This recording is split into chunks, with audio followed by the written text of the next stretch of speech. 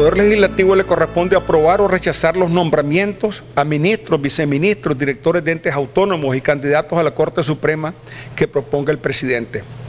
Le corresponde al Poder Legislativo interpelar al presidente, vicepresidente, los ministros, viceministros, directores de entes autónomos.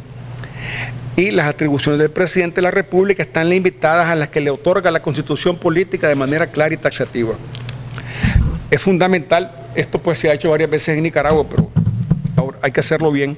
Se establece la prohibición absoluta y de por vida para la reelección presidencial. Esto ha sido el origen de situaciones terribles en la historia de Nicaragua. En las elecciones generales, el candidato ganador debe obtener el 50% de los votos totales más uno o la mayoría de los votos en la segunda vuelta. Los decretos ejecutivos de la presidencia deben llevar la firma del ministro del ramo. Esto es muy importante porque los ministros no deben gozar de ninguna inmunidad. Y entonces, si el ministro del ramo tiene que firmar junto con el presidente y el decreto ejecutivo viola el Estado de Derecho, entonces puede ser procesado y destituido el ministro. Esto es fundamental. A lo largo de la historia, el control de los ejércitos ha servido de sustento a las dictaduras y con frecuencia se convierten en árbitros de la política. Esto es incompatible con la inclusión política y con el método democrático.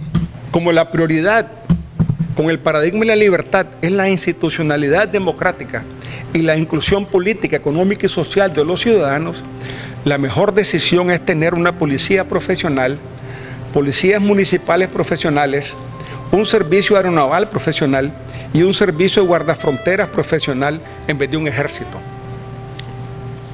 La transición a tener estos cuerpos profesionales en vez de un ejército es una decisión política soberana que requiere para su implementación mucho liderazgo, capacidad, finura y diálogo y respetar a plenitud los derechos económicos legítimos, sobra decir, ¿verdad? Y de fondos de retiro a los militares y garantizarles empleo conforme a su escalafón en los nuevos cuerpos a todos los actuales miembros del ejército que lo deseen.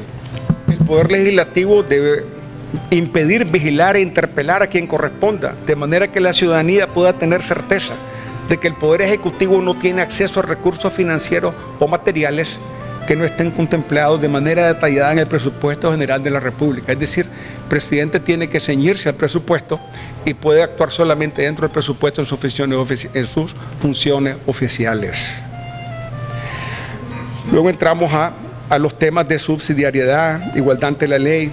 Los ministros no deben gozar de ninguna inmunidad y todos los funcionarios públicos, incluyendo el presidente, deben responder con sus bienes por daños contra terceros en el ejercicio de sus cargos.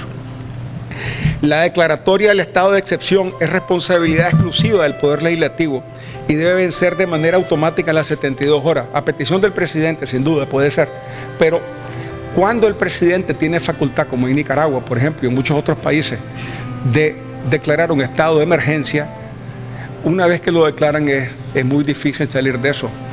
Las diputaciones, concejales y otros cargos de elección popular directa son propiedad del elegido y no con base a listas propuestas por el partido ni por cociente electoral.